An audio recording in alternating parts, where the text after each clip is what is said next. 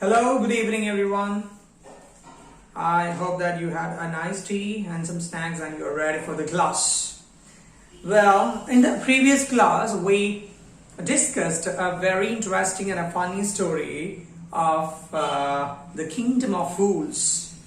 And I hope that you remember the speciality of the Kingdom of Fools. What it was? Do you remember? Yeah, everything is just opposite. Means the king ordered that what all the things do you do at night that you want to do it in the daytime, and what you do at the daytime you want to do at night. So they used to sleep in the morning in the daytime and they used to work at night. So there in the Kingdom of Fools, one more interesting thing was there. For everything only they have same cost one to do, isn't it? All the things have same cost. Whatever you're buying, if you're buying an elephant or if you're buying potatoes or something, whatever it is, everything has the same amount. Such a kingdom of fools they were. And there reached our two characters who are there, a guru and his disciple. And the disciple was very much happy to stay there because he was a good eater. He was interested in eating food. So every food he used to get with very less price. So he had a lot and he started to become very fat. And Guru advised him that we had better go from here because it is danger to live in this place of fools. But the disciple was not ready to listen to his guru. So at last the guru left and the disciple was staying there. Okay, he continued eating and he was getting more and more fatter. Okay, so in that kingdom, one thing happened. What was it? A thief just got into a merchant's house, doesn't it? It was an old house having an old wall. The wall fell down onto the thief and the thief died. So the brother of the thief went to the king and complained that the wall of the merchant killed my brother, my poor brother. So the merchant should get arrested, isn't it? So what happened at last? The king, the wise king, actually the foolish king ordered that bring the merchant. He is the culprit because his wall killed a poor thief. So when the merchant summoned in front of the king, merchant said that I'm really sorry. Actually, this is not my mistake. I didn't build the wall. This wall is built before a long time in my father's time by a bricklayer. Actually, the bricklayer didn't make the wall perfectly. That's why it fell down. So the king ordered that the culprit is a bricklayer. So the king ordered to summon the bricklayer in front of him. So when he reached, he said that actually it is not my mistake. I was not able to build the house or the wall very nicely because I didn't have concentration. Because there was a beautiful girl, a dancer, was just passing up and down by making some sounds from her anklet. So I was concentrating on that girl, so I was not able to concentrate on my work. So the king decided, okay, now I understood who is the real culprit. It is the girl. So the dancer. So the king ordered to summon the dancer in front of her. Okay, then let's see what is going to happen. Page number 21. Last part of your textbook.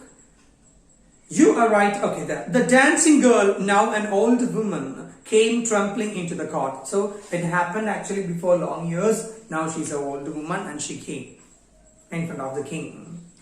Did you walk up and down the street many years ago while the poor man was building the wall? Did you see him? So is it true? Did you walk up and down when that old man was building the wall? Yes, my lord, I remember it very well, she replied. So you did walk up and down with your anklets jingling, with the jingling sound, and you were young and you distracted him, so he built a bad wall. So what he replied? So it is your mistake.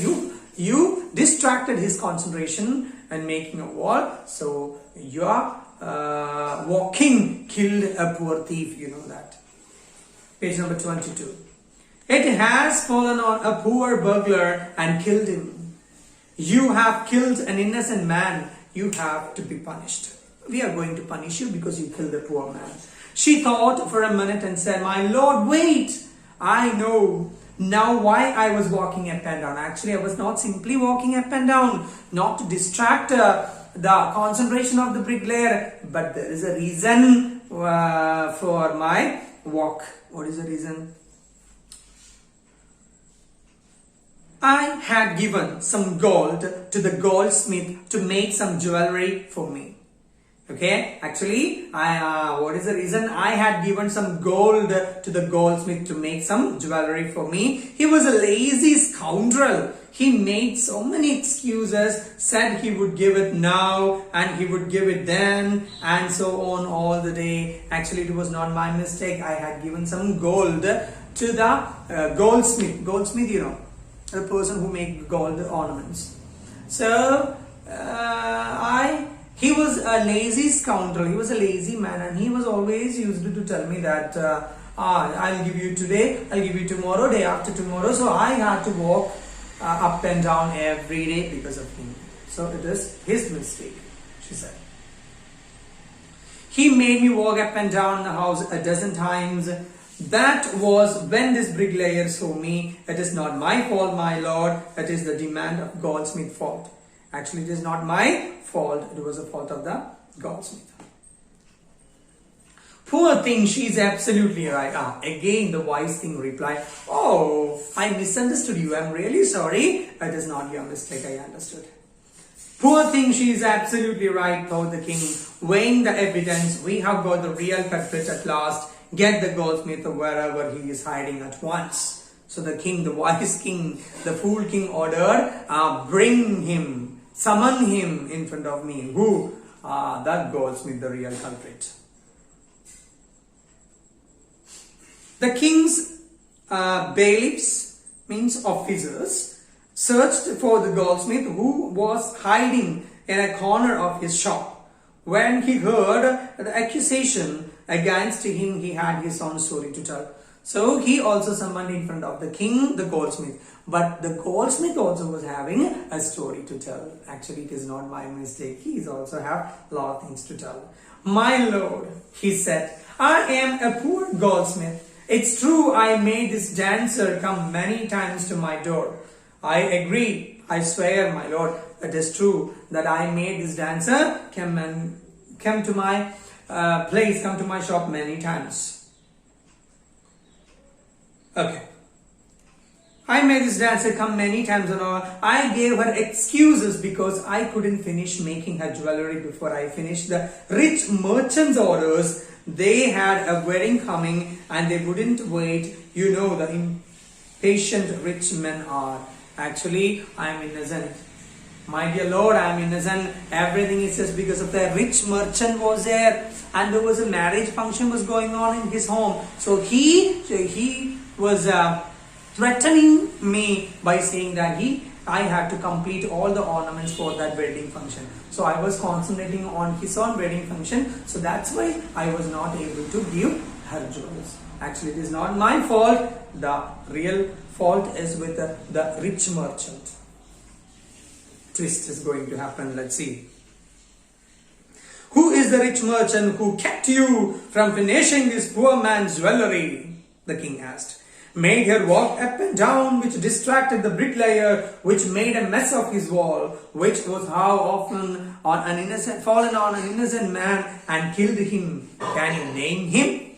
At last the king asked him. Oh, so that is the person, the real culprit, the merchant who is the reason for you that you are not able to give jewelers to the lady, and the lady was just walking up and down, so it distracted the concentration of the bricklayer, so the brick was not able, the wall was not properly made, and it fell down into a poor man. So the real culprit is at the top of the chain. Who is it?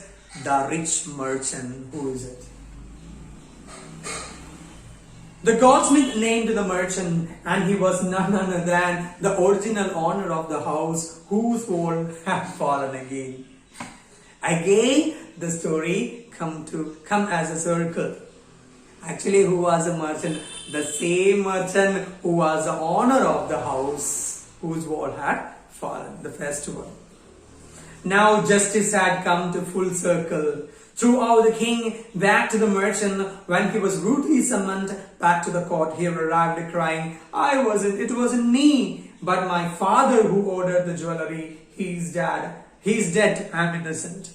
So, my dear king, leave me alone. It was not me. It was not me who ordered the ornaments. It was my father. But you cannot punish my father because he is dead. Again, confusion, isn't it? Now, if the king is asking who is the real culprit, it is very difficult to find. At last, we reach the chain. The chain of investigation started from a merchant and again it reached back to the same merchant. But the merchant said that it is not my mistake, it's my father. But unfortunately, you cannot summon my father because my father is no more. Then what will we do? But the king consulted his minister and ruled decisively. And it is true, your father is a true murderer. Okay, so it is a confusing case, the king thought. Oh, it's really a confusing case. So I have to use more brain. I want to get more ideas. So he discussed with his ministers and all. And at last, they decided the real murderer is your father. He is dead, but somebody must be punished in his place. That what you have said is right. He is dead, but I have to punish someone because I'm an excellent king. So I want to punish someone. But instead of your father, I want to get somebody to punish. Can you imagine now where the story is going to, or who will be the person going to summoned or punished? Can you imagine? Let's say you have inherited everything from that criminal fathers of yours, his riches as well as his sins. I knew at once, even when I first set eyes on you, that you were at the root of his horrible crime. You must die. What he said, what the king said, the best person is you, because you are inherited all the criminal mind of your father. From the first sight itself, I understood that you are the criminal, you are the culprit. So, it is compulsory, you have to be punished. I'm going to kill you, please adjust with us. Please cooperate with us, he said. Instead of his father, he is going to die. Okay, then what will happen? And he ordered a new stake to be made ready for the execution. Stake, with the stake. And he ordered a new stake to be made ready for the execution as the servants sharpened the stake and got it ready for the final impaling of the criminal. Impaling means putting him on the top of the stake. Okay, that is the way the king is going to kill the man. It occurred. So all the servants just sharpened the tip of the stakes and everything is ready. So the merchant is going to be killed. Let's see. It occurred to the minister that the rich merchant was somehow too thin to be properly executed on the stake. Again, problem is there. The stake I told you, and on the stake it is very difficult to put the merchant on it because the merchant is very thin. So it is not able to put him on the stake properly. Then he appealed to the king's common sense. The king too worried about it. So again, confusion. So that is right. What you have said is absolutely right. It is very difficult. What? It is very difficult to put a thin man on the top of the stake. So how or who can be instead of that? The king again started to think. So my dear children, can you imagine such people? Can you imagine a country with such fools in it? Especially the king ministers, all the people, everybody are fools. Now I think you can imagine at last who will be the last person in that chain of investigation. Who? We have met two people in the beginning, isn't it? So some twists are going to happen and some interesting incidents are going to happen in the story. And what will happen to that disciple and will he be saved or will he be punished, or what will happen, that we will discuss in the next class. Okay, and for you, please read the text 2 times from the beginning onwards, and from the part that we discussed today, please make any 5 questions along with the answers. From the part we discussed today, please make 5 questions and with answers, and write it in the notebook and send me before 9 p.m. today itself. Okay, this is your homework. So that's all for today. See you in the next class. Bye.